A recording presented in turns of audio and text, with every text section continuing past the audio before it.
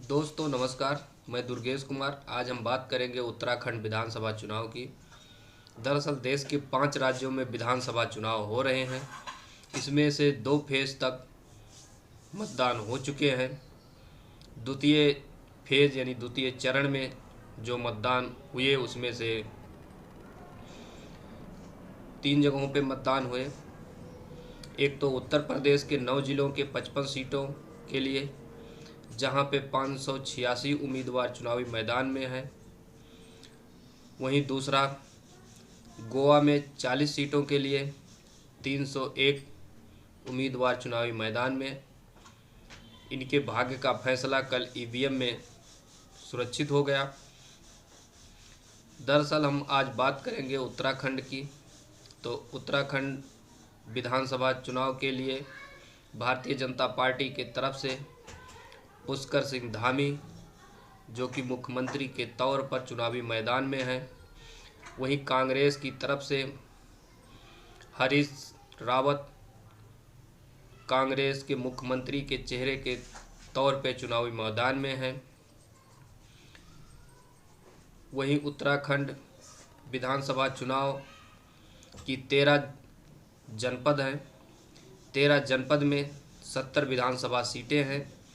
70 विधानसभा सीटों के लिए 632 उम्मीदवार चुनावी मैदान में हैं, जिसमें से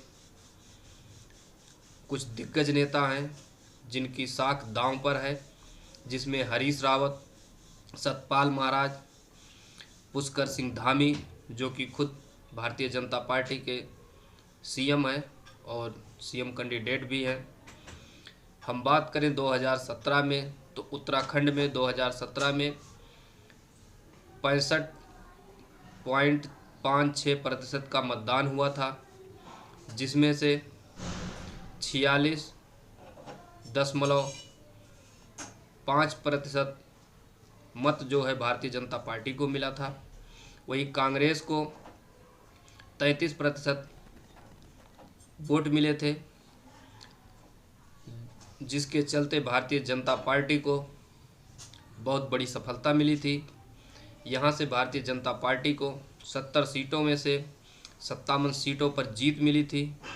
वहीं कांग्रेस को 2 सीटों पर जीत मिली थी और कुछ सीटों पर अन्य को जीत मिली थी। लेकिन 2022 के चुनाव में चुनाव हो चुके हैं, मतलब मतदान हो चुका है। ईवीएम में इन लोगों का भाग्य का फैसला सुरक्षित रख लिया गया है, जो 10 मार्च को बाहर आएगा। तो 2022 की बात करें तो 2022 में 62.5% मतदान हुआ है, जो कि पिछले साल से लगभग 2-3% कम मतदान हुआ है। लेकिन इस उत्तराखंड ने 2000 में जब से राज्य का गठन हुआ 11 मुख्यमंत्रियों को दिया। इन 2 दशकों में, लगभग 2000 से अभी 2022 तक 2 दशकों में यहाँ पे 11 मुख्यमंत्री हुए। इसमें से एक ये भी वो है कि कोई भी मुख्यमंत्री दोबारा चुनाव नहीं जीता है। इस लिस्ट में 2002 में नित्यानंद स्वामी हारे थे, मुख्यमंत्री के तौर पे हारे थे। वहीं 2012 में भुवन चंद खंडूरी चुनाव हार गए थे। 2017 में हरीश रावत भी विधानसभा चुनाव हार गए थे, जो कि मुख्यमंत्री थे। 5 साल के कार्यकाल केवल नारायण दत्त तिवारी ही हैं जिन्होंने यहाँ पे पूरा किया, लेकिन इन्होंने दोबारा चुनाव नहीं लड़ा। वहीं सीएम के अलावा यहाँ पे एक मिथक और भी चलता है कि शिक्षा मंत्री भी अपना चुनाव नहीं जीत पाते हैं। इस लिस्ट में तीरथ सिंह रावत, नरेंद्र सिंह भंडारी, गोविंद सिंह बिष्ट, खजान दास, प्रसाद मैथानी भी इस मिथक को तोड़ने में नाकाम रहे हैं। लेकिन इस बार देखना है कि इस मिथक को तोड़ने में कामयाब होते हैं कि नहीं। दरअसल भारतीय जनता पार्टी की तरफ से अरविंद पांडे, जो कि शिक्षा मंत्री के तौर पर चुनावी मैदान में हैं, उत्तराखंड से हैं, ये गदर सीट से हैं और पूर्व विधायक रहे हैं। 4 बार ये विधायक रह चुके हैं, 2 बार ये बाजपुर से चुनाव जीत चुके हैं, तो वहीं 2 बार गदरपुर से भी चुनाव जीत चुके हैं। तो इन राज्यों के हिसाब से देखा जाए तो उत्तराखंड का एक ही फेज में पूरा मतदान समाप्त हो गया।